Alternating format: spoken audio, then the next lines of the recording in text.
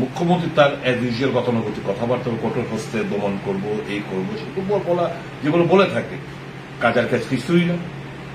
ওই দেখবেন বললাম তো, মল্লিকা বাকরা XYZ কে করবে, আসলদের পার পাইয়ে দেবে, কারণ তাদের ভাগ বটারের ব্যাপার আছে, তো তারা তো এরা তো মানে ফান্ড রেজ করছে ওখান থেকে।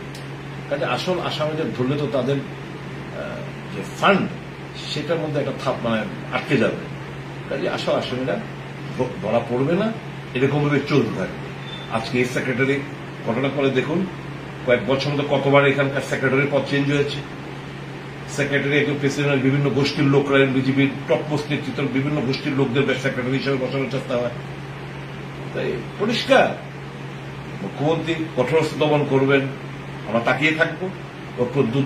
ধরেন চৌধুরীর মতো গাধাদের ধরে যদি আমাদের বোঝ দেওয়ার চেষ্টা করেন যে আমরা আসামিকে ধরেছি, আমরা এই থিওরি আমরা কিনবো না।